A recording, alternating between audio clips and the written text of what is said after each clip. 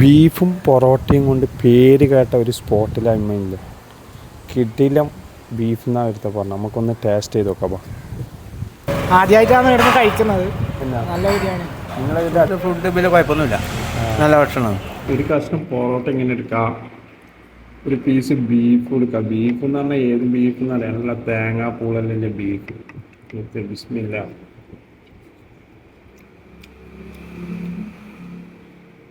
ആ ഏത് ടേസ്റ്റ് മോനെ.